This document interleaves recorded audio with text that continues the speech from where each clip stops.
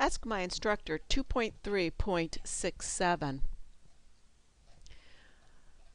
Find this limit.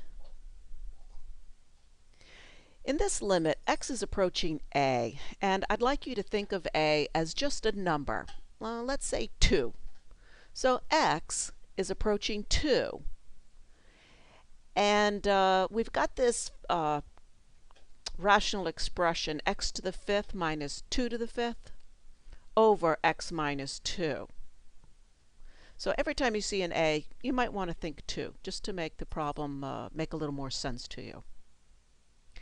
Notice that if we substitute x for the target value a, so instead of the x, just put in a, then I'll have, in the numerator, I'll have a to the 5th minus a to the 5th, and which is 0. And in the denominator, I'll have a minus a, which is 0. And I get this 0 over 0, which is called an indeterminate form, and that's a good name for it. The form 0 over 0 does not tell us much about the behavior of the quotient as x gets closer and closer to a. Perhaps we can use some algebra to study this quotient as x gets closer and closer to a. What is happening here as x gets closer and closer to 2? We know that both the numerator and the denominator are going to 0, but here's an idea for you. Are they going to 0 at the same rate? Is the numerator going to 0 faster, or maybe the denominator, or maybe they're going at the same rate? So that's really what we're asking here. Notice that the numerator is the difference of two what? Not of 2 squares, not of 2 cubes, but of 2 powers of 5. We know there is a formula for the difference of 2 squares. Well, x squared minus a squared, that'd be x plus a times x minus a, right? Or x to the 3 minus a to the 3. We know that formula. But how about x to the 5 minus a to the 5? Is there a formula for these higher powers? Well, there is. There turns out that there is a formula called the factorization formula. And if you're having trouble with this problem, it probably means you're having trouble with this formula. So maybe this video will help. I don't know. Let's try. All right, so we're looking for this limit using this factorization formula with n being 5. All right, so let's just zero in on the formula. All right, n is equal to 5. So instead of x to the n minus a to the n, I'll have x to the 5 minus a to the 5. All right, then I've got equals, and then I just have x minus a. So that you just rewrite. All right, what about the powers of x? The powers of x, now n is equal to 5, so n minus 1 is 4. So the powers of x will go 4, 3, 2, 1, with the last term having no factor of x. Notice I've just got a and a there, okay?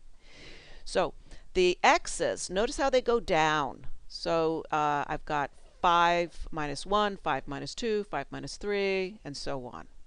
And you'll stop when you get down to 5 minus 4. All right. So let's put that in.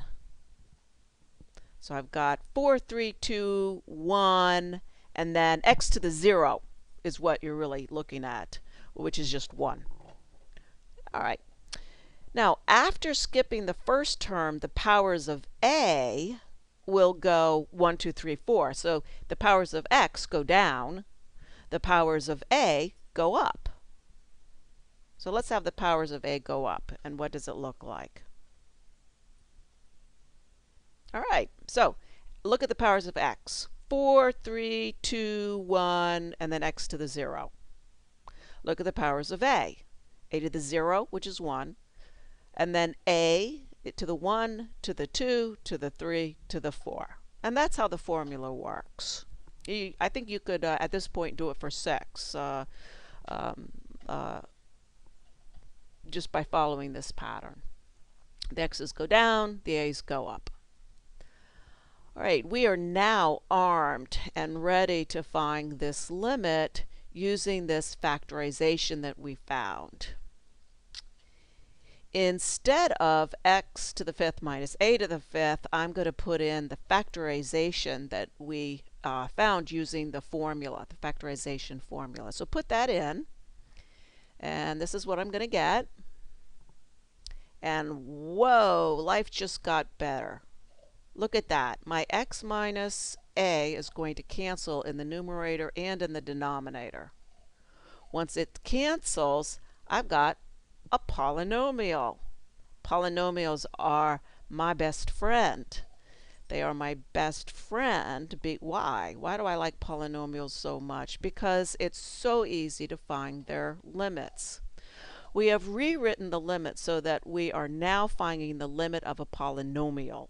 Recall that polynomials have the property that if you want to find their limit at a point, you need only evaluate the polynomial at the point. That is why polynomials are my best friend, and I think will become your best friend as well.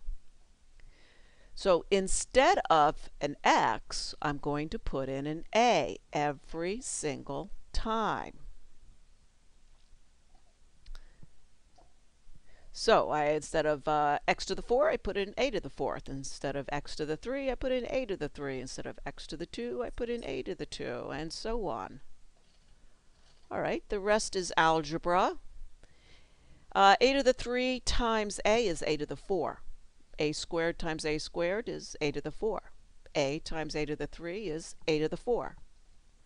I have got 5 of these guys, and so I have 5a to the 4th. And that is your limit. Have a great day. Let me know if you have any questions.